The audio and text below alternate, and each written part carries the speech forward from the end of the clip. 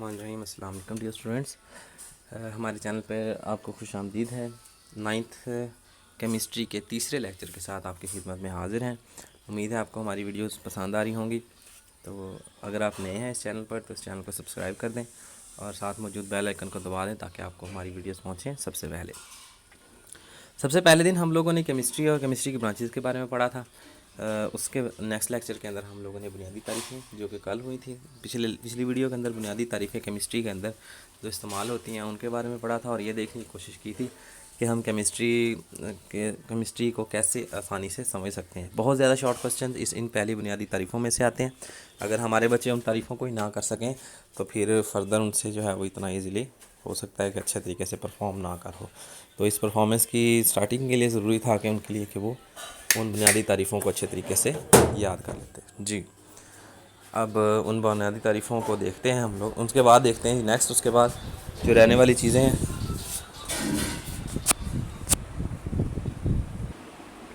جی، بنیادی تعریفوں میں ایلیمنٹس ہم لوگوں نے کل دیکھ لیے تھے۔ ایلیمنٹس کے بعد آج ہم لوگ جو ہے وہ کمپاؤنڈز دیکھنے کی کوشش کرتے ہیں۔ جی،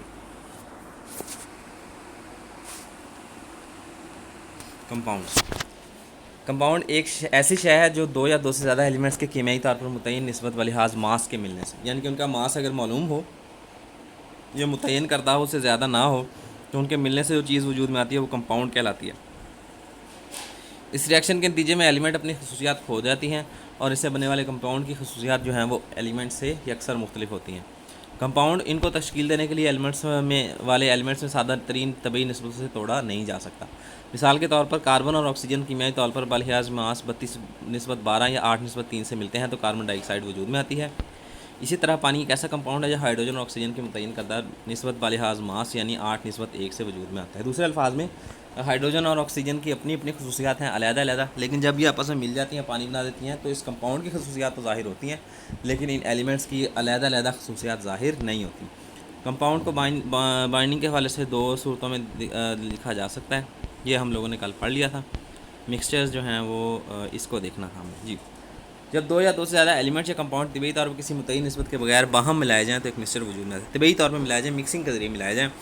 باہمی ملنے کے سمجھ سے ان اشیاء کی کیمیائی ترکیب اور خصوصیات برقرار رہتی ہیں، کیمیائی ترکیب کے اوپر کوئی ایفیکٹ نہیں ہوتا۔ مکسر کے اجزائی ترکیبی کو طبعی طریقوں جیسے ڈسٹیلیشن ہے، کشید کے ذریعے ہے، فلٹریشن ہے، چھاننے کے ذریعے ہے، ایواپوریشن ہے، جو ہے وہ ہیٹ دینے کے ذریعے ہے، کرسٹلائزیشن ہے یا قلم کاری کے ذریعے یا میگنیٹائزیشن یا میگنیٹ کے ذریعے علیحدہ کیا جا سکتا ہے۔ ایسے مکسر میں جن میں اجزاء کی ترکیب ہر جگہ یکساں ہوتی ہے، سارے یکساں ہوتے ہیں، اس کو ہوموجینس مکسر کہتے ہیں، جیسے ہوا ہے، گیسولین ہے یا آئس کریم وغیرہ۔ جبکہ ہیٹروجینس مکسچر ایسے مکسچر ہوتے ہیں جن میں اجزاء کی ترکیب ہر جگہ ایک جیسی نہ ہو، جیسے مٹی ہے، چٹان ہے اور لکڑی ہے۔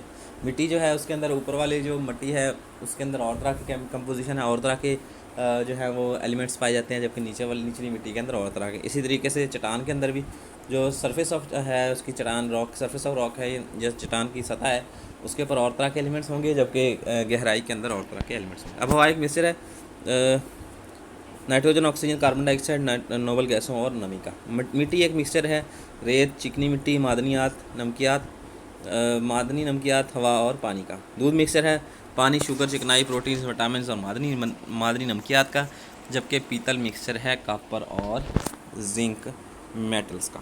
جی، اب ایک اہم لانگ کوسچن جو ہے اس کو ہم لوگ کرنے کی کوشش کرتے ہیں، سمجھنے کی کوشش کرتے ہیں، جو کہلاتا ہے مکسچر اور کمپاؤنڈ میں فرق۔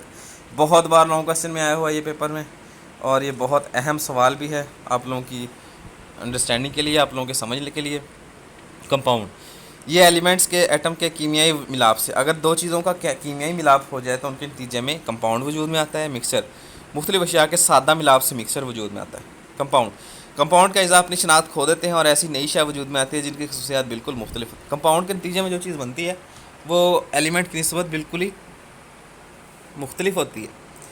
مکسچر میں اجزاء اپنی خصوصیات برقرار رکھتے ہیں، یعنی کہ اجزاء اپنی خصوصیات ہوتے نہیں ہیں، اجزاء کی علیحدہ علیحدہ پہچان کی جا سکتی ہے۔ جیسے چورن کے اندر ہے، اگر اس چورن کو ہم لوگ اس کے ایک پیس کو علیحدہ کرنا چاہیں تو ہم اس کے پیس کو علیحدہ بھی کر سکتے ہیں، اور ان کو چکھیں تو ہمیں ہر چیز کا علیحدہ علیحدہ فلیور بھی آتا ہے۔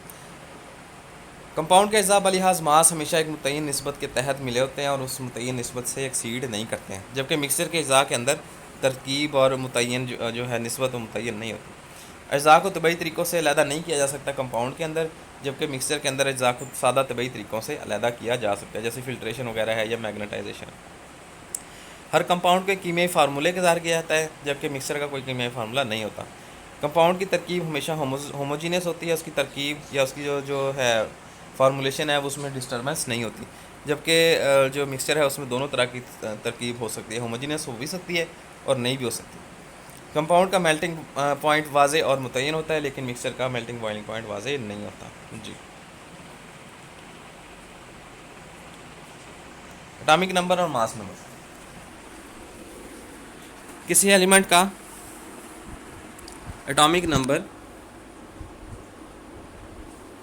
کسی ایلیمنٹ کا اٹامک نمبر ہر ایلیمنٹ کے ہر ایٹم کے نیوکلس میں موجود پروٹونز کی تعداد کو ظاہر کرتا ہے۔ یعنی کہ ایک ایلیمنٹ ہے، اس کے ایٹم کے نیوکلس کے اندر کتنے پروٹونز واقع ہیں، کتنے پروٹونز پائے جاتے ہیں، یہ اس کا اٹامک نمبر کہلاتا ہے۔ اب ہم جانتے ہیں کہ ایک نارمل ایٹم کے اندر جتنے پروٹون موجود ہوتے ہیں، اس کے بیرونی مدار میں بیرونی سائڈ پہ اتنے ہی الیکٹران حرکت کر رہے ہوتے ہیں۔ تو ہم یہ بھی کہہ سکتے ہیں کہ کسی بھی نارمل ایٹم کے بیرونی مداروں کے اندر گردش کرنے والے الیکٹران کی ٹوٹل تعداد جو ہے وہ بھی اس کا اٹامک نمبر کہلاتی ہے۔ اسے زی سے ظاہر کیا جاتا ہے، زی سے اٹامک نمبر کو ظاہر کیا جاتا ہے۔ چونکہ کسی ایلیمنٹ کے تمام ایٹم سے پروٹون کی تعداد ہمیشہ ایک جیسی ہوتی ہے، لہذا اس کا اٹامک نمبر کبھی تبدیل نہیں ہوتا، اٹامک نمبر ہمیشہ سیم رہتا ہے۔ چنانچہ ہر ایلیمنٹ کا ایک مخصوص اٹامک نمبر ہوتا ہے جسے اس کی شناخت بھی کہا جاتا ہے۔ جی، ظاہر سی بات ہے، اب جو ڈیفرنٹ ہے تو پھر وہ دوسروں سے میچ نہیں کرے گا، اس کا مطلب یہ ہے کہ یہ یونیک ہے۔ مثال کے طور پر ہائیڈروجن کے اندر ایک پروٹون موجود ہوتا ہے، اس لیے اس کی اٹامک نمبر 1 ہے۔ کاربن کے اندر 6 پروٹون ہوتے ہیں، اس کا اٹامک نمبر 6 ہے۔ آکسیجن میں 8 ہوتے ہیں، اس کا 8 ہے۔ سلفر میں 16 ہوتے ہیں، اس کا 16 ہے۔ جی، کسی ایلیمنٹ کا ماس نمبر اس کے ایٹم میں موجود پروٹونز اور نیوٹرونز کا مجموعہ ہوتا ہے۔ پروٹونز اور نیوٹرونز کو جب پلس کر دیں تو اس کو اٹامک ماس کہتے ہیں۔ یہ اے جو ہے وہ برابر اے، اس سے ایسے ظاہر کیا جاتا ہے، اے جو ہے وہ برابر ہوتا ہے زی پلس این کے۔ اب زی جو ہے یہ ہمارے پاس اٹامک نمبر ہے، نمبر آف پروٹونز ہے، اور جمع کر لیں گے این، یہ این ہے number of neutrons. Hare protons اور نیوٹرون کا ماس ایک یونٹ اٹامک ماس کے برابر یا اٹامک ماس یونٹ کے برابر ہوتا ہے۔ مثلا ہائیڈروجن کے نیوکلس میں ایک پروٹون اور کوئی نیوٹرون نہیں ہوتا، اس لیے اس کا اٹامک ماس جو ہے نمبر جو ہے وہ A = 1 + 0 1 ہوتا ہے۔ کاربن کے ایٹم میں 6 پروٹون 6 نیوٹرون ہوتے ہیں، اس لیے کاربن کا ماس جو ہے وہ اٹامک ماس جو ہے یونٹ وہ 12 ہوتا ہے، اٹامک ماس نمبر 12 ہے۔ اب یہ ٹیبل دیا گیا اور اس میں ڈفرینٹ جو ہیں وہ دیے گئے ہیں ایلیمنٹس اور ان کے اٹامک ماس اور اٹامک نمبر۔ ہائیڈروجن کے پاس ایک پروٹون ہوتا ہے، اس کا اٹامک نمبر 1 ہے اور ماس نمبر بھی 1 ہے۔ کاربن کے پاس 6 پروٹون 6 نیوٹرون ہوتے ہیں، تو اٹامک نمبر 6 ہے اور ماس نمبر 12 ہے۔ نائٹروجن کے پاس 7 پروٹون 7 نیوٹرون ہیں، اٹامک نمبر 7 اور ماس نمبر 14 ہے۔ آکسیجن کے پاس 8 نیوٹرونز ہوتے ہیں، 8 پروٹونز ہوتے ہیں، 8 اٹامک نمبر ہے اور 16 اٹامک ماس۔ جی، آکسیجن کے پاس ہو گیا۔ فلورین کے پاس 9 نیوٹرونز ہوتے ہیں، 9 پروٹونز ہوتے ہیں، 10 نیوٹرون ہوتے ہیں، اس کے پاس 19 ہے۔ سوڈیم کے پاس 11 پروٹونز ہوتے ہیں، 12 نیوٹرونز ہوتے ہیں، 23۔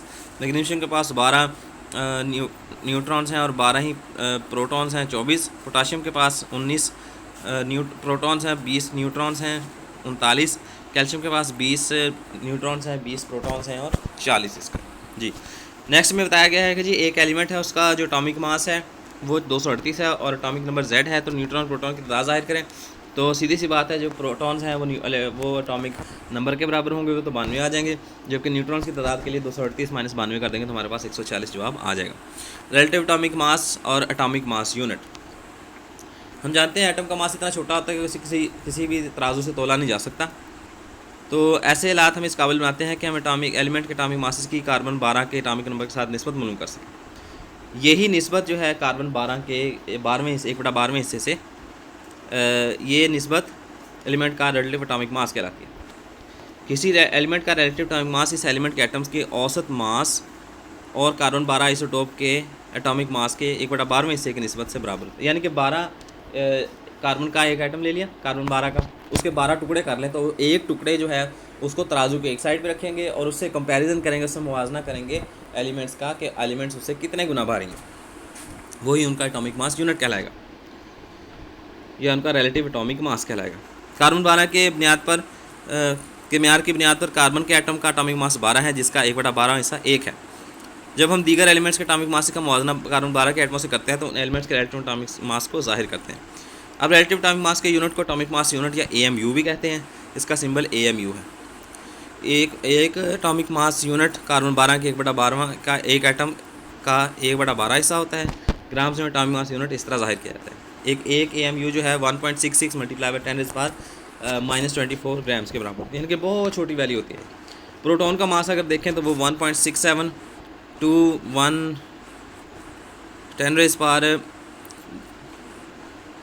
10⁻⁻24 ہے نیوٹرون کا ماس، اور پروٹون الیکٹرون کا ماس بھی دیا گیا۔ جی آج کے لیکچر کے اندر ہم لوگوں نے دیکھا جی کمپاؤنڈ اور مکسر اور کمپاؤنڈ میں فرق دیکھا، اور اس کے بعد ہم لوگوں نے دیکھا کہ جو ہے وہ اٹامک نمبر اٹامک ماس کیا ہوتا ہے، اور ان کے علاوہ ریلیٹیو اٹامک ماس کیا ہوتا ہے۔ آج کے لیے اتنا ہی کافی ہے۔ بہت شکریہ آپ لوگوں کا۔ اگر آپ نئے ہیں اس چینل کو تو سبسکرائب کر لیں تاکہ ہماری ویڈیوز آپ تک پہنچیں سب سے پہلے۔ بہت شکریہ، اللہ حافظ۔